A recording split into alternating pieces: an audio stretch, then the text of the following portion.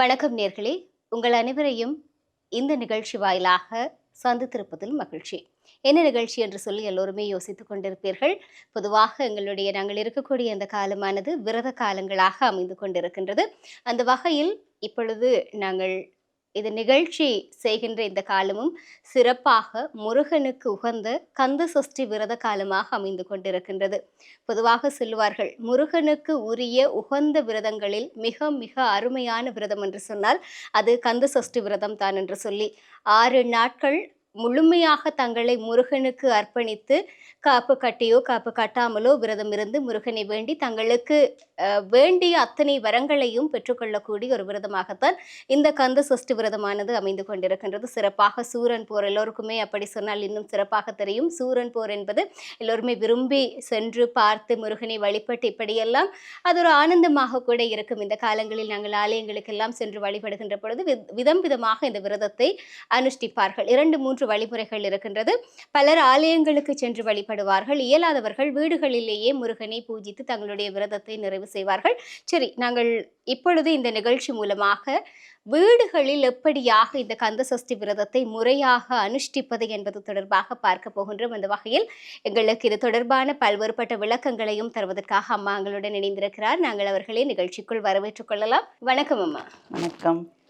நாங்கள் குறிப்பிட்டது போல இந்த கந்த சஷ்டி விரத காலத்தில் இருந்து கொண்டிருக்கின்றோம். குறிப்பாக கந்த சஷ்டி விரதம் என்பது பெண்களுக்கான சிறப்பான விரதம் என்று சொல்லுவார்கள். ஏனென்று சொன்னால் பொதுவாகவே எதற்காக கந்த சஷ்டி விரதம் இருக்கின்றோம் என்று சொல்லி கேட்கின்ற பொழுது எல்லோருமே சொல்லக்கூடிய முதலாவது காரணம், இது குழந்தை இல்லாதவர்களுக்கு குழந்தை வரம் வேண்டி இருக்கக்கூடிய ஒரு விரதம். இந்த காலத்தில் விரதம் இருந்தால் நிச்சயமாக முருகப்பெருமான் குழந்தையாக வருவார் அப்படி என்று சொல்லித்தான் இந்த விரதத்தை அனுஷ்டிக்கிறோம் என்று சொல்லி. இதற்கு பல பல காரணங்களும் இருக்கிறது. இந்த விரதம் இருந்தால் என்னென்ன பலன்கள் எல்லாம் கிடைக்கும் என்று சொல்லி அது தொடர்பான விளக்கத்துடன் இந்த நிகழ்ச்சியை ஆரம்பிக்கலாம் அம்மா. இந்த கந்த சஷ்டி விரதம் பார்த்தீங்கன்னா 6 நாள் எல்லாருமே விரதம் பிடிப்பினோம். 6 நாள் விரதம் பிடித்துட்டு அடுத்த நாள் சூரசம்ஹாரம், திருக்கல்யாணம் அது மாதிரி நடக்கும். அதுலேயும் இப்போ சில பேர் ஒரு நேரமாக சாப்பாடு உண்ணுவார்கள். சில பேர் பார்த்தீங்கன்னு சொன்னால் பால் பழம் சாப்பிடுவார்கள். சில பேர் இன்னும் கடுமையான கடும் விரதம் இருக்கிறோம்னு சொல்லி போட்டு மிளகும் தண்ணீரும் அது ஒவ்வொருத்தருடைய உடம்பு சூழ்நிலைக்கு ஏற்ற மாதிரி. இப்போ சில பேர் மருந்து மாத்திரை போடுறவராக இருப்பினும் அப்போ அவர்களுடைய உடல்நிலைக்கு ஏற்றவாறு அந்த விரதத்தை கடைப்பிடிப்பார்கள். முக்கியமாக எல்லாருமே குழந்தை பாக்கியத்துக்காக இருப்பார்கள்.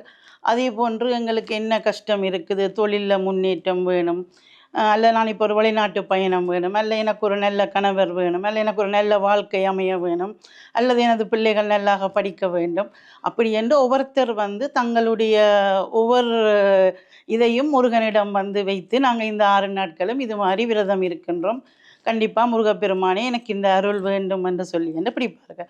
அதே மாதிரி முருகனுக்கு பார்த்தீங்கன்னா இப்போ மாதந்தோறுமே சஷ்டி, கிருத்திகை, செவ்வாய்க்கிழமை அதெல்லாம் விசேஷமாக இருக்கும். ஆனால் இப்போ இருக்கிற காலகட்டத்தில் எல்லாரும் வேலைக்கு போகிறது அது இதுன்னு சொல்லி அதுகளை கடைப்பிடிக்க முடியாமல் இருக்கும். அப்போ அப்படியானவர்கள் பார்த்தீங்கன்னா கண்டிப்பாக இந்த 6 நாளும் என்றாலும் இந்த விரதத்தை பிடிக்க முடியும். அதுலேயும் இப்போ எல்லாருக்கும் கோயிலுக்கு போய் விரதம் பிடிக்கிற அளவுக்கு எல்லாம் சில பேருக்கு சரி வராமல் இருக்கலாம். அப்படி இருப்பவர்கள் இப்போ வேலைக்கு போகிறவ காலையில் 9 மணிக்கு இப்போ கோயிலில் பூசியண்டா அவையல் வேலைத்தளத்தில் இருந்து 9 மணிக்கு கோயிலுக்கு வர முடியாது. அப்போ ஏதாவது ஒரு நாள் தான் கோயிலுக்கு போகக்கூடிய மாதிரி இருக்கும். அப்போ அப்படியானவர்கள் இப்போ வீட்டிலே ஒரு சின்னதாக எங்களோட பூஜை ரூமில் நாங்கள் முருகப்பெருமானை எப்படி வைத்து வழிபடலாம்ன்ற மாதிரி இப்போ நாங்கள் அதே மாதிரி நாங்களும் இப்போ ஒரு வழிபாடை செய்ய போகிறோம். அது உங்களோட சேர்ந்து செய்ய போகிறோம். கேபிட்டல் தரிசன நேயர்களோட சேர்ந்து செய்ய போகிறோம். அதை நாங்கள் என்ன மாதிரி செய்யலாம்ன்றதை பார்ப்போம். ஆக பொதுவாக கந்த சஷ்டி விரதம் என்பது யாரெல்லாம் எதை கேட்டு முருகனிடம் என்ன வேண்டுதல்களை எல்லாம் வைத்து விரதம் இருக்கின்றீர்களோ அத்தனை வேண்டுதல்களும் நிறைவேறக்கூடிய ஒரு விரதமாக இருக்கின்றது. அதை நாங்கள் முறையாக அனுஷ்டிக்கின்ற பொழுது நாங்கள் வீடுகளில் அம்மா சொன்னது போல ஆலயங்களுக்கு தினமும் சென்று வழிபட முடியாதவர்கள் எப்படியாக வீடுகளில் முருகப்பெருமானை முறையாக நாங்கள் பூஜித்து இந்த விரதத்தை அனுஷ்டிக்கலாம் என்று சொல்லி பார்க்க போகின்றோம். 2-3 முறைகள் இருக்கின்றது. அதில் உங்களுக்கு எந்த முறைகள் செய்வதற்கு இலகுவாக இருக்கின்றதோ அந்த முறையில் நீங்கள் அந்த காலத்திலே கூட சொல்லி இருக்கிறார்கள். சட்டியில் இருந்தால்தான் அகப்பையில் கிடைக்கும் என்று, அதே போன்று நாங்கள் முருகப்பெருமானின் இந்த கந்த சஷ்டி விரதத்தை அனுஷ்டித்தால் கண்டிப்பாக கருப்பையில் குழந்தை கிடைக்கும் என்று அந்த காலத்திலே சொல்லியிருக்கிறார்கள். அதுபோல நாங்கள் நம்பிக்கையோடு முருகப்பெருமானை வேண்டி நாங்கள் இந்த விரதத்தை அனுஷ்டித்தால் நாங்கள் என்ன கேட்கிறோமோ கண்டிப்பாக எங்களுக்கு முருக கடவுளுடைய அருள் கடாட்சம் கிடைக்கும். நிச்சயமாக அதுதான் முக்கியம். எது என்னவாக இருந்தாலும் நம்பிக்கை என்றது முக்கியம். கிடைக்கும் என்கின்ற அந்த நம்பிக்கையுடன் விரதத்தை நாங்கள் அனுஷ்டிக்க வேண்டும். இப்பொழுது எல்லோருக்கும் நீங்கள் எதெல்லாம் எங்களுடைய கேபிட்டல் தரிசன நேயர்கள் நீங்கள் எதையெல்லாம் கேட்டு விரதம் இருக்கின்றீர்களோ அத்தனை பேருக்கும் உங்களுடைய வேண்டுதல்கள் நிறைவேற வேண்டும் என்று சொல்லி அம்மாவுடன் இணைந்து இந்த பூஜையை நாங்கள் ஆரம்பிக்கலாம். எவ்வாறு முறையாக பூஜை வீட்டில் செய்வது என்று. இப்போ வீட்டில் நாங்கள் பூஜை செய்கிறதா இருந்தாலும், இப்போ சில பேருடைய பூஜை ரூம் சின்னதாக இருக்கும், சில பேருடைய பூஜை ரூம் பார்த்திங்கன்னா பெருசாக இருக்கும். சில பேர் டெய்லி அபிஷேகம் பண்ணக்கூடியவர்கள் இது மாதிரி அவர்கள்ட்ட சின்னதாக ஒரு வேலோ அல்லது முருகனுடைய ஒரு சின்ன விக்கிரகமோ இருக்கும். அப்படி இருக்கிறவர்கள் தினமும் வீட்டிலே ஒரு அபிஷேகம் பண்ணி அந்த முருகப்பெருமானுக்கு எங்கள்கிட்ட இருக்கிற பூக்களை வச்சு அலங்காரம் பண்ணி ஒரு வஸ்திரம் பண்ணி எங்கள்கிட்ட இருக்கிற ஒரு வெத்திலை பழம் ஏதாவது ஒரு நெய்வேத்தியம் பாலோ கற்கண்டோ இல்லை முருகனுக்கு பிடித்த ஏதோ ஒரு நெய்வேத்தியம் ஒன்றை செய்து வச்சு ஒரு அஷ்டோத்திரம் வாசிக்கலாம். அப்படி வாசிக்க தெரியாதவர்கள் முருகனோட 108 போற்றி அல்லது கந்த சஷ்டி கவசம் அல்ல கந்தர் அலங்காரம் வேல் விருத்தம் முருகனுக்கு எக்கச்சக்கமாக இருக்கிறது. அதில் வேல்மாறல் படிக்கிறது இன்னும் நல்லது. எங்கள் வாழ்க்கையிலே மாற்றம் கிடைக்கும் கண்டிப்பாக. அப்படி அவர்களுக்கு என்ன தெரிகிறதோ என்ன முடிகிறதோ அதை படித்து இப்போ முருகனுக்கு இருக்கிற ஒவ்வொரு பூக்கள் இருக்குது தானே, அவருக்கு பிடித்த பூக்கள் அதாலே அர்ச்சனை செய்து கொள்ளலாம். அப்படி அபிஷேகம் பண்ண முடியாதவர்கள் எங்கள்கிட்ட இருக்கிற எப்படியும் சாமி ரூமில் ஒரு முருகன் படமாவது இருக்கும். அந்த படத்துக்கு ஒரு தீபம் ஏற்றி வச்சு ஒரு வெத்திலை பழம் வச்சு ஒரு பிரசாதம் வச்சு ஏற்றி கொள்ளலாம். அப்படி இல்லை என்று சொன்னால் வெத்திலை தீபம் போடுறது இன்னும் விசேஷம். அது நாங்கள் இந்த அபிஷேகம் எல்லாம் பண்ணி அலங்காரம் எல்லாம் பண்ணி பூஜை பண்ணும்போது நாங்கள் அதை பற்றி விரிவாக பார்த்துக்கொள்வோம். இப்போ நாங்கள் அடுத்ததாக அபிஷேகம் பண்ணுவோம். சரிதான். அதாவது எல்லாமே நீங்கள் வீடுகளில் இருக்கக்கூடிய உங்களுக்கு அதாவது அபிஷேகம் செய்யக்கூடிய அந்த பொருட்களை வைத்துக்கொண்டு சுத்தபத்தமாக சாமியறியல் கூட நீங்கள் இலகுவாக இவற்றையெல்லாம் செய்து கொள்ள முடியும். அதை என்ன முறையாக செய்வது என்பது தொடர்பாகத்தான் நாங்கள் இப்பொழுது பார்க்கின்றோம். இது பார்க்கின்றோம் என்பதை தாண்டி இது ஒரு பூஜையாக உங்களுக்கான ஒரு பூஜையாகவும் அமைய போகின்றது என்பதுதான். தெரிந்தவர்கள் பிரச்சனை இல்லை, சில பேருக்கு தெரியாம இருக்கலாம், ஆனா செய்யணும் என்று ஆசை இருக்கலாம். அப்ப அதை பார்த்துட்டு அவர்கள் இதை முறையாக செய்து அவர்களும் முருகனுடைய அருளை பெறக்கூடிய ஒரு சந்தர்ப்பம் கிடைக்கும்.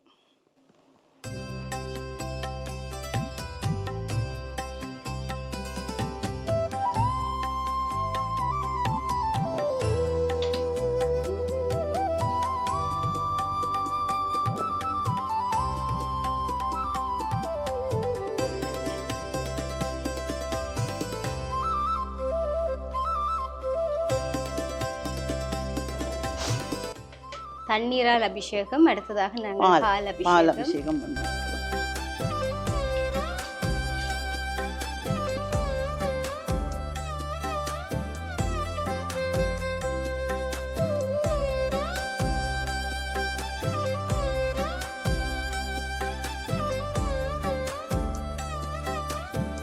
எப்பொழுதுமே தீபாராதனை என்பது முக்கியமான ஒரு விடயமாக இருக்கும்.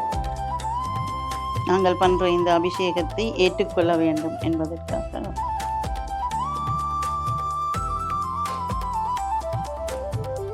இதுவும் எங்களுக்கு படிக்க தெரியாவிட்டாலும் சில பேர் எங்களுக்கு தமிழ் தெரியாது, நாங்கள் எப்படி படிக்கிறது அப்படியெல்லாம் யோசனை பண்ணலாம். கடைசி ஓம் சரவண பவ என்று சொல்லிக்கொண்டு கூட நாங்கள் இதை அபிஷேகத்தை பண்ணிக்கொள்ளலாம். அதே போன்று இந்த விரதத்திலே பார்த்தீங்கன்னா சில பேர் மௌன விரதம் கூட இருக்கிறார்கள். 7 நாட்களும் மௌன விரதம் இருக்கிறவர்களும் இருக்கிறார்.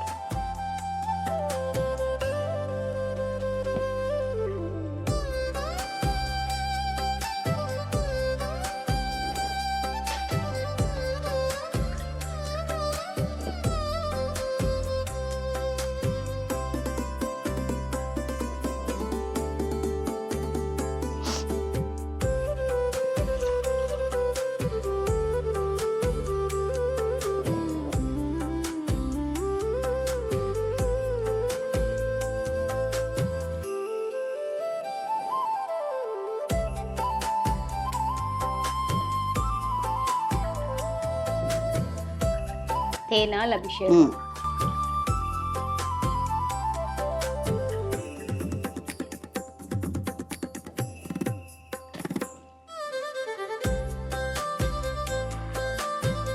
முதல்ல பன்னீரால் செய்தோம். அடுத்து பத்தி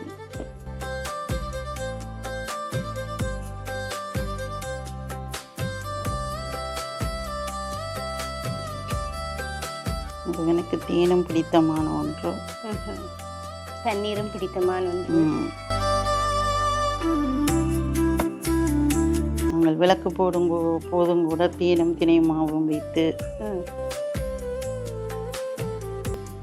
பொதுவாக அபிஷேகம் அவர்கள் வீடுகளில் இந்த கந்த சஷ்டி விரதம் பிடிப்பவர்கள் அபிஷேகம் செய்ய வேண்டும் என்று சொல்லி நினைத்தால் அவர்கள் தங்களிடம் இருப்பது இன்றைக்கு எங்கள்கிட்ட பால் மட்டும்தான் இருக்குன்னு சொன்னா பாலை மட்டும் அபிஷேகம் பண்ணி கொள்ளலாம்.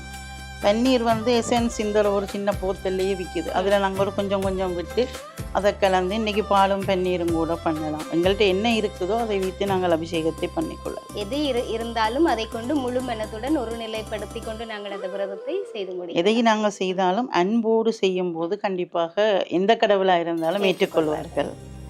அதிலும் முருகக் கடவுள் எங்களுக்கு ஒரு குழந்தை போன்றவர், அதனால் கண்டிப்பாக ஏற்றுக்கொள்வார்.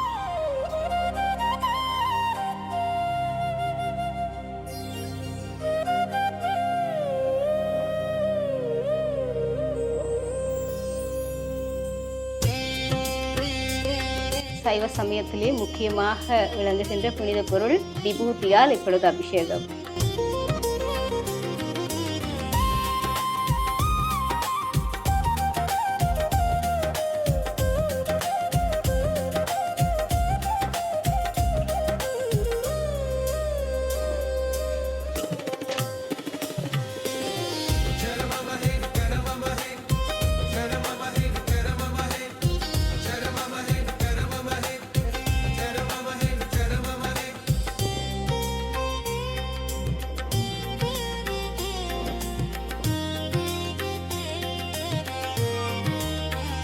இந்த அபிஷேகம் பண்ணின விபூதியை எடுத்து வைத்து எங்களுக்கு ஒரு வருத்த துன்பம் வரும்போதோ அல்லது நாங்கள் வெளியே எங்கேயும் செல்லும் போதோ அல்லது இப்போ சில குழந்தைகள் பயந்திரவில் அழுவினம் அப்படியான நேரத்திலேயோ நாங்கள் இந்த விபூதியை தலைமாட்டில் வச்சு பூசிக்கொள்ளலாம்.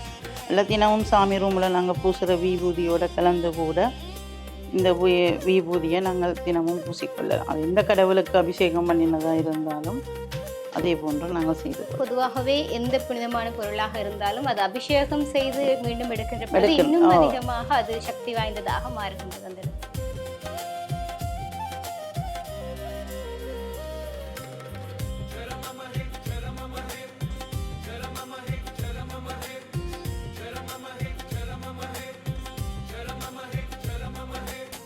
பொதுவாக கந்தசஷ்டி விரதம் 6 வருடங்கள் தொடர்ச்சியாக பிடிக்க வேண்டும், இப்படியெல்லாம் இருக்கின்றது. சிலருக்கு ஒரு கேள்வி இருக்கும், இந்த வருடம் என்னால் தொடர்ச்சியாக பிடித்து கொண்டு வருகின்ற பொழுது இந்த வருடம் பிடிக்க முடியவில்லை என்று சொன்னால் அடுத்த வருடம் தொடர்ச்சியாக பிடிக்கலாமா இல்லை என்று சொன்னால் ஆரம்பத்திலிருந்து தொடங்க வேண்டுமா என்று சொல்லி ஒரு கேள்வி இருக்கும் இல்லையா? அதை பற்றியும் நாங்கள் கொஞ்சம் பேசலாம். இப்போ நாங்கள் இது வாசனை திரவியம் ஜவ்வாது அபிஷேகம் எல்லாம் பண்ணிட்டு வாசனையாக இருப்பதற்கு நாங்கள் இதை கடவுளுக்கு பூசிக்கொள்வோம். இந்த வருடம் பிடிக்க முடியவில்லை என்று சொன்னால் பிரச்சனை இல்லை, நாங்கள் அடுத்த வருஷம் அதை அப்படியே பிடித்து கொள்ளலாம்.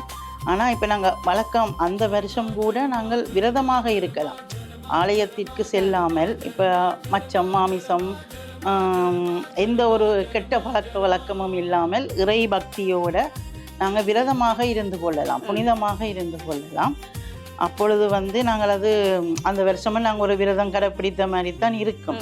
அடுத்த வருஷம் நாங்கள் வழக்கமாக எப்படி நாங்கள் விரதம் இருக்கிறோமோ அதே போன்று இருந்து கொள்ளலாம். இறை பக்தியோடு இருந்தோம் என்று சொன்னால் சரி. இப்போ நான் இந்த வருஷம் விரதம் பிடிக்கல தானே வந்துட்டு மச்சம் மாமிசம் சாப்பிட்டு அப்படியெல்லாம் இருக்காமல் இறை பக்தியோடு இருந்தோம் என்று சொன்னால் சரி.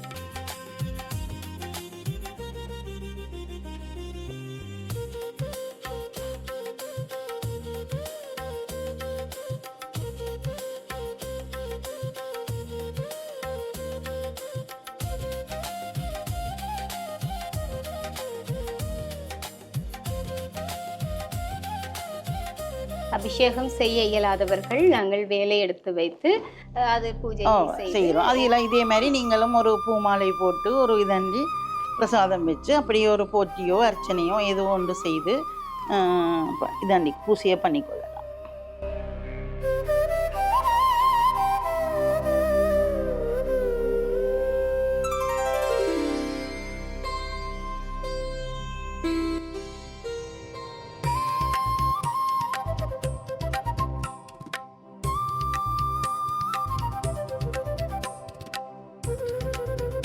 அபிஷேகம் செய்து வேலை எடுத்து வைத்திருக்கின்றோம். இப்பொழுது நாங்கள் ஏனைய முறைகளை எல்லாம் செய்ய போகின்றோம்.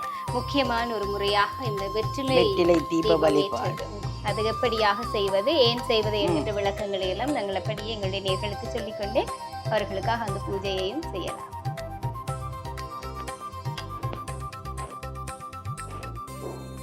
பார்த்தீங்கன்னா நாங்கள் இந்த மாதிரி ஒரு பித்தளை தட்டம் ஒன்று எடுத்து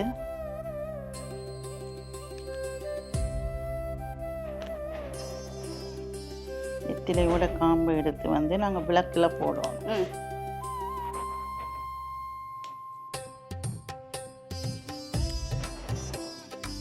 எத்தனை வெற்றிலைகள்? 6 வெற்றிலை எடுத்து இதே மாதிரி நாங்கள் 6 வெற்றிலையும் வைக்கணும்.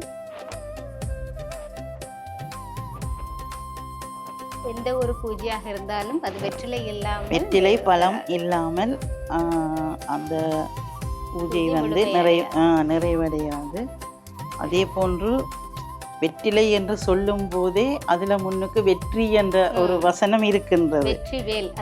அப்ப அந்த நாங்க இந்த வெற்றிலை தீபம் போடும்போது கூட எங்களுக்கு கண்டிப்பாக வெற்றி கிடைக்கும் என்றது வந்து ஒரு உண்மை நம்பிக்கை. வெற்றிலை எடுத்து நாங்கள் அந்த தாம்பாளத்தில் வைத்து அதுக்கு சந்தனம் குங்குமம் மஞ்சள் வைத்து 6 விளக்கு வைக்க விரும்பியவர்கள் 6 விளக்கு வைக்கலாம். அப்படி இல்லை நடுவில் மட்டும் ஒரு விளக்கு வைக்க விரும்பியவர்கள் ஒரு விளக்கு வைக்கலாம். அப்படி இல்லை என்று சொன்னால் இப்போ இப்படி ஒரு விளக்கும் விற்கிது வெற்றிலை வழிபாட்டிற்கு. இது மாதிரி ஒரு விளக்கு வச்சு வழிபட விரும்பியவர்களும் மண் சுட்டி எடுத்து கூட நீங்கள் விளக்கேற்றி வழிபடலாம். கண்டிப்பாக ஒரு 6 வாரம் 9 வாரம் அல்லது சஷ்டி செவ்வாய்க்கிழமை அப்படியான நாட்களில் வந்து தொடர்ந்து நாங்கள் இந்த வழிபாட்டை செய்து கொண்டு வரைக்க எங்களுக்கு கண்டிப்பாக நாங்கள் எண்ணத்தை நினைத்து அந்த விளக்கை ஏற்றுகின்றோமோ அந்த வெற்றி வந்து எங்களுக்கு கிடைக்கும்.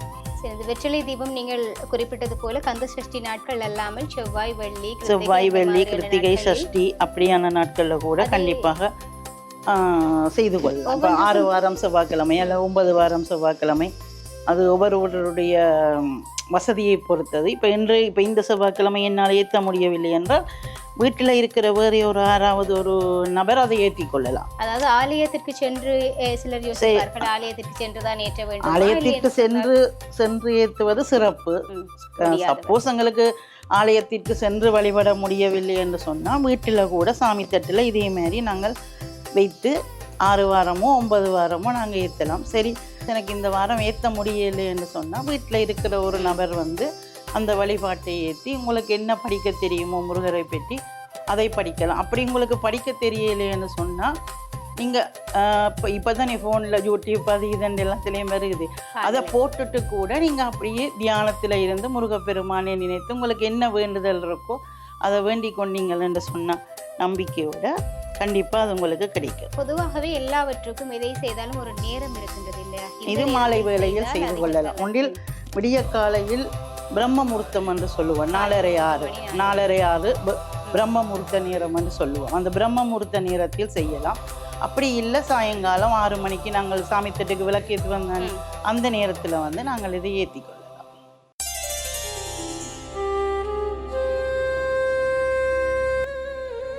பொதுவாகவே வீடுகளில் 6 மணிக்கு விளக்கேற்றுவது என்பது லட்சுமி கடாட்சம் சொல்லி சொல்வார்கள். நாங்களும் கேபிட்டல் தரிசன நேயர்களும் இந்த உலகில் வாழும் அனைத்து ஜீவராசிகளும் சகல செல்வங்களும் பெற்று நல்வாழ்வு வாழ வேண்டும் என்று முருகப்பெருமானை வேண்டிக் கொள்வோம்.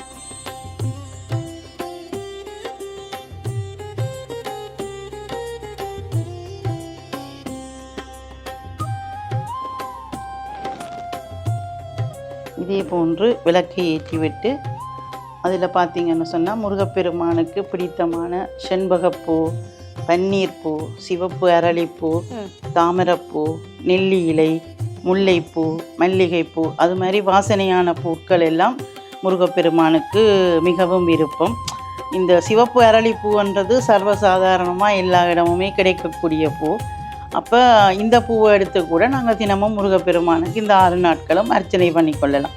அல்லது இப்போ விளாத்தி இலை, நெல்லி இலை, அது மாதிரி இலை வகைகளை ஆஞ்சு கூட அர்ச்சனை பண்ணி கொள்ளலாம். அதே மாதிரி இந்த செண்பகப்பூ, இது பன்னீர் பூன்னு சொல்லுவோம், பன்னீர் மரத்தில் இருந்து வரும் அந்த பூ, அதெல்லாம் வந்து முருகப்பெருமானுக்கு மிகவும் விருப்பமான ஒரு பூக்கள். அப்போ இதால் நாங்கள் அர்ச்சனை பண்ணும்போது அவர் இன்னும் மனம் மகிழ்ச்சி அடைவர், எங்களையும் மகிழ்ச்சியாக வச்சுக்கொள்ளுவார்.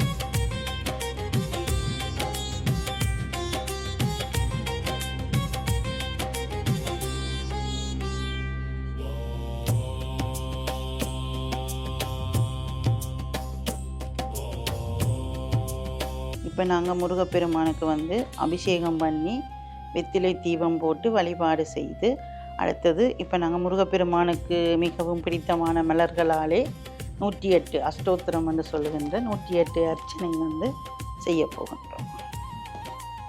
இப்போ எல்லாரும் நாங்கள் இந்த வழிபாட்டில் பக்தியோட வழிபாட்டை தொடரும்.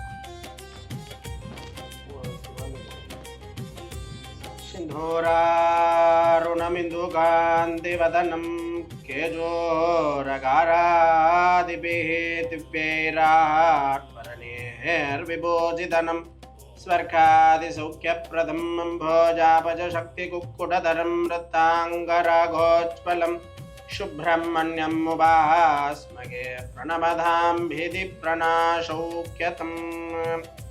ॐ शां शौं शरवणभवाय सुब्रह्मण्याय नमः। ॐ स्कन्धाय नमः। ॐ गुहाय नमः। ॐ षण्मुखाय नमः। ॐ फलनेत्रसुताय नमः। ॐ प्रभवे नमः। ॐ पिङ्गलाय नमः। ॐ कृत्तिकाशुनवे नमः। ॐ शिगिवागणाय नमः। ॐ द्विषट्भुजाय नमः। ॐ द्विषण्नेत्राय नमः। ॐ शक्तिधराय नमः। ॐ दारघासुरसंहाराय नमः। ॐ राक्षोबलविमर्दनाय नमः। ॐ मध्याय नमः। ॐ प्रमद्धाय नमः। ॐ उन्मदाय नमः। ॐ सुराचन्यै नमः। ॐ सुराक्षायै नमः। ॐ देवसेनापतये नमः। ॐ प्रज्ञाय नमः। ॐ कृपालवे नमः। ॐ भक्तवत्सलाय नमः। ॐ उमासुताय नमः। ॐ शक्तिधराय नमः। ॐ कुमाराय नमः। ॐ शेनान्ये नमः। ॐ अग्निजन्मने नमः। ॐ विशाखाय नमः। ॐ शिवस्वामिने नमः। ॐ घनस्वामिने नमः। ॐ सर्वस्वामिने नमः। ॐ षणादनाय नमः। ॐ अनन्दशक्तये नमः। ॐ अक्षोभ्याय नमः। ॐ गङ्गासुताय नमः। ॐ सरोद्भूताय नमः। ॐ आभूताय नमः। ॐ भवात्मजाय नमः। ॐ जृम्भाय नमः। ॐ वृजृम्याय नमः। ॐ उज्जृम्भाय नमः। ॐ कमलासन संस्तुताय नमः। ॐ एकवर्णाय नमः। ॐ द्विवर्णाय नमः। ॐ त्रिधिवर्णाय नमः। ॐ चतुर्वर्णाय नमः। ॐ पञ्चवर्णाय नमः। ॐ प्रजापतये नमः। ॐ अगस्पतये नमः। ॐ अग्निगर्भाय नमः। ॐ विस्पर्शे नमः। ॐ सुराग्ने नमः। ஓம் சுபகராஜ நமः ஓம் படவே நமः ஓம் புஷ்ணே நமः ஓம் கப்ஸ்தஜே நமः ஓம் ககனாஜ நமः ஓம் சந்திரவருணாஜ நமः ஓம் கலாதராஜ நமः ஓம் ஹயாதராஜ நமः ஓம் மகாமாஜினே நமः ஓம் கைவல்யாஜ நமः ஓம் சங்கராத்மஜாஜ நமः ஓம் விஸ்வஜோனஜே நமः ஓம் தேஜோநிதஜே நமः ஓம் அநாமஜாஜ நமः ஓம் பரமேஷ்டினே நமः ஓம் பரபிரம்மணே நமः ஓம் வேதகர்பாஜ நமः ஓம் விராட்சுதாஜ நமः ஓம் விருத்தாஜ நமः ஓம் ஷோர்கணாஜ நமः ஓம் ஆனந்தாஜ நமः ஓம் சிகண்டிகிருதேகதனாஜ நமः ஓம் டம்பாஜ நமः ஓம் பரமடம்பாஜ நமः ஓம் மகாடம்பாஜ நமः ஓம் விருக்ஷபே நமः ஓம் அனீஸ்வராஜ நமः ஓம் அமிர்தாஜ நமः ஓம் பிராணாஜ நமः ஓம் பிராணாமயபராணாஜ நமः ஓம் வீராக்னஜாஜ நமः ஓம் சுப்பிரமணியாஜ நமः ஓம் குகாஜ நமः ஓம் பிரிதியாஜ நமः ஓம் பிரம்மாண்டாஜ நமः ஓம் பிரம்மாண்டப்ரியாஜ நமः ஓம் வம்சவிருத்திகராஜ நமः ஓம் வேதாந்தவேத்யாஜ நமः ஓம் அக்ஷபலப்பிரதாஜ நமः ஓம் மதூரவாகனாஜ நமः ஓம் சுப்பிரமணிய பரமேஸ்வராஜ நமோ நமः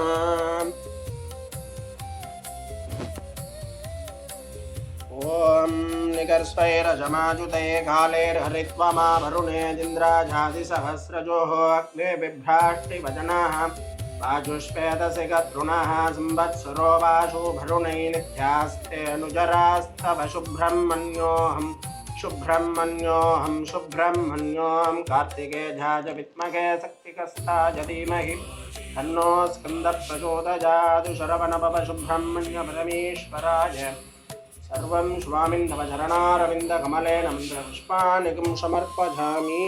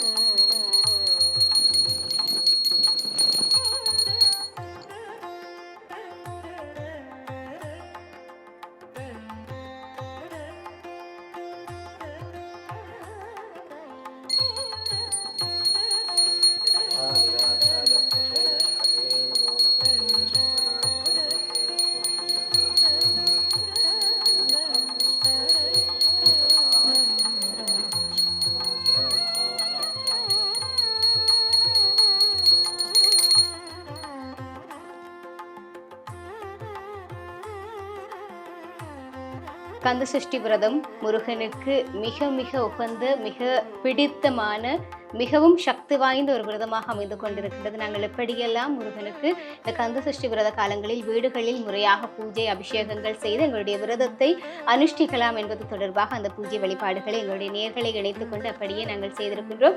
இது வெறும் செய்முறை மட்டுமல்லாமல் முழுதாக ஒரு பூஜையாக அமைந்திருக்கின்றது. எங்களுடைய நேர்களுக்கான வேண்டுதல்கள் அத்தனையும் அவர்கள் என்ன வேண்டுதல்களை எல்லாம் முன்வைத்து இந்த விரதத்தை கடைபிடிக்கின்றார்களோ அது அத்தனையும் அவர்களுக்கு நிறைவேற வேண்டும் என்று சொல்லி இந்த நேரத்தில் நாங்கள் முருக பெருமானை பிரார்த்தித்துக் கொள்கின்றோம். நாங்கள் ஆரம்பத்தில் சொல்லியிருந்தோம் அம்மா என்னென்ன வகையான பூக்களை கொண்டு முருகனை அபிஷேகம் செய்யலாம், இதெல்லாம் முருகனுக்கு பிடிக்கும் என்று சொல்லி. அதே போல பிரசாதம் பழங்கள் இருக்கின்றது. இந்த விரத காலங்களில் அதாவது கந்தசஷ்டி நாட்கள் மட்டுமல்லாமல் பொதுவாக முருகனுக்கான விரதங்கள் வருகின்ற பொழுது முருகனுக்கு என்ன மாதிரியான பிரசாதங்களை வைத்து நாங்கள் அபிஷேகம் செய்கின்ற பொழுது அது முருகனுக்கு இன்னும் உகந்ததா? முருகனுக்கு மிகவும் பிடித்தமான பிரசாதம் என்று பார்த்தீங்கன்னா கந்தரப்பம் என்று சொல்லி செய்வோம். அது வந்து மிகவும் ஒரு பிடித்தமான ஒரு பிரசாதம். பாயாசம் செய்து வைக்கலாம். அவலில் உள்ள அவலை வச்சு அதில் ஒரு பிரசாதங்கள் நாங்கள் செய்து வைக்கலாம். அது மாதிரி பார்த்திங்கன்னு சொன்னால் இப்போ அக்கார அடிசல் அவருக்கு வந்து பாலில் செய்யக்க வந்து அந்த ஒரு பிரசாதம் வந்து மிகவும் பிடித்தமானதாக இருக்கும். மிகவும் எளிமையான பிரசாதம் இன்னும் என்று பார்த்திங்கன்னு சொன்னால் பழனி பஞ்சாமிர்தம் என்று சொல்லி பேரிச்சம்பழம், கற்கண்டு, சர்க்கரை, வாழைப்பழம், நெய், தேன் இது விளத்தையும் வச்சு நாங்கள் பழனி பஞ்சாமிர்தம் என்று செய்து வச்சோம் என்று சொன்னால் அது அவருக்கு இன்னும் மிகவும் பிடித்தமான ஒரு எளிமையான இது. அப்படி இல்லைன்னு சொன்னால் பாலை காய்ச்சி கற்கண்டு போட்டு ஏலக்காய் போட்டு தேன் விட்டு அதை வைத்தோம் என்று சொன்னால் அது கூட அவருக்கு ஒரு பிடித்தமான ஒரு இது தான். அது மாதிரி தயிர் சாதம், லெமன் சாதம் உங்களால் என்ன முடிகிறதோ அது எல்லாமே செய்து வைத்து கொள்ளலாம். அதே மாதிரி பூக்களில் வந்து நான் சொன்னது போல் ரோஜாப்பூ, மல்லிகைப்பூ, முல்லைப்பூ, பன்னீர்ப்பூ, செண்பகப்பூ, தாமரைப்பூ, அரளிப்பூ, அதுவும் சிவப்பு நிறமுடைய அரளிப்பூ, நெல்லியில், வில்வமில, விளாத்தியில் அதுகள் எல்லாம் கொண்டு நாங்கள் அவருக்கு வந்து அர்ச்சனை செய்து கொள்ளலாம். பழங்கள்லே வந்து செவ்வாழை பழம் மிகவும் ஒரு பிடித்தமானவருக்குரிய ஒரு பழம். மற்றபடிக்கு நாங்கள் எந்த பழம் வச்சாலும் கொய்யாப்பழம், வாழைப்பழம், ஆப்பிள் பழம், மற்றபடிக்கு நாங்கள் எந்த பழம் வைத்தாலும் முருகப்பெருமான் நாங்கள் அன்போடு வைத்தோம் என்று சொன்னால் இதை வைத்தாலும் ஏற்றுக்கொள்ளுவார் கண்டிப்பாக. நிச்சயமாக அன்பாக நாங்கள் இந்த விரதத்தை நம்பிக்கையாக கடைபிடித்தால் கண்டிப்பாக எங்களுக்கு அதற்குரிய பலன் கண்டிப்பாக கிடைக்கும். ஆக நாங்கள் எங்களிடம் எவையெல்லாம் இருக்கின்றதோ அவற்றையெல்லாம் அன்பாக முருகர் பெருமானுக்கு மட்டுமல்லாமல் எந்த கடவுளாக இருந்தாலும் எங்களிடம் எவையெல்லாம் இருக்கின்றதோ அவற்றையெல்லாம் எளிமையான முறையில் நாங்கள் இதை உங்களுக்கு செய்து காட்டியிருக்கோம். நிச்சயமாக, அதாவது இருப்பதிலேயே மிக எளிமை. அதிலும் நாங்கள் ஆரம்பத்திலேயே குறிப்பிட்டிருந்தோம், உங்களுக்கு தினமும் அபிஷேகம் செய்ய இயலாதவர்கள் நீங்கள் வெறுமனே பூ அதே போல பிரசாதங்கள் வைத்து கூட உங்களுக்கான இந்த விரத காலத்தை நிறைவேற்றிக் கொள்ளலாம் சிறப்பாக என்று சொல்லி, அந்த வகையில் இன்றைக்கு மிக மிக எளிமையாக ஒரு வீட்டிலே நாங்கள் அதிலும் குறிப்பாக ஆலயங்களுக்கு போக இயலாதவர்கள் எப்படியாக இந்த விரதத்தை அனுஷ்டிப்பது என்பது தொடர்பாக நாங்கள் செய்து காட்டியிருக்கின்றோம். அம்மா அந்த வகையில் நீங்கள் எங்களுடைய நேயர்களுக்காக உங்களுடைய பூஜையில் அவர்களை இணைத்து கொண்டு இந்த செயல்முறையை எல்லாம் செய்து காட்டியிருக்கின்றீர்கள். உங்களுக்கு எங்களுடைய மனமார்ந்த நன்றிகள் அம்மா. உங்களுக்கும் நன்றிகள். இதே போன்று எங்கள் கேபிட்டல் தரிசனம் நேயர்களும் ஆலயத்திற்கு செல்ல முடியாதவர்கள் வீட்டிலே இந்த வழிபாட்டை செய்து முருகப்பெருமானின் அருளை பெற்றுக்கொள்ள வேண்டும் என்று இந்த நேரத்தில் நான் வேண்டிக் கொள்கின்றேன். சில நேரங்களில் அப்படி இந்த பூஜையை செய்து வழிபட உங்களுக்கு நேரம் இல்லை என்று சொன்னால் எங்கள் பூஜையில் உங்களையும் நாங்கள் சேர்த்து உங்களுக்காகவும் நாங்கள் பிரார்த்தித்துக் கொள்கின்றோம். இந்த பூஜையின் பலன் உங்களுக்கும் கிடைக்க வேண்டும் என்று இந்த நேரத்தில் முருகப்பெருமானை வழிபட்டு அனைத்து கேபிட்டல் தரிசன நேயர்களுக்கும் இந்த நேரத்தில் நாங்கள் வாழ்த்துக்களை தெரிவித்துக் கொள்கின்றோம். நிச்சயமாக மிக மிக நன்றி அம்மா. அதாவது ஒருவருடைய பூஜையில் அடுத்தவர்களை இணைத்துக் கொள்வது என்பது மிக மிக ஒரு பெரிய ஒரு விடயம், ஒரு புண்ணியமான ஒரு விடயம். நீங்கள் அதனை எங்களுடைய நேயர்களுக்காக செய்து கொண்டிருக்கின்றீர்கள். ஆக எங்களுடைய நேயர்களினுடைய அருளும் ஆசிரும் அவர்களுடைய பிரார்த்தனைகளும் எப்பொழுதும் உங்களுடனும் இருக்க வேண்டும். உங்களுடைய பிரார்த்தனைகளும் உங்களுடைய வேண்டுதல்களும் எல்லோரையும் சென்றடைய வேண்டும் என்று சொல்லியும் இந்த நேரத்தில் நாங்கள் முருகப்பெருமானை பிரார்த்தித்துக் கொண்டு உங்களுக்கும் எங்களுடைய மனமார்ந்த நன்றிகளை கூறிக்கொண்டு மீண்டும் மற்றும் ஒரு நிகழ்ச்சியில் உங்கள் அனைவரையும் சந்திக்கும் வரை உங்களிடமிருந்து நாங்களும் விடைபெற்றுச் செல்கின்றோம். நன்றி, வணக்கம்.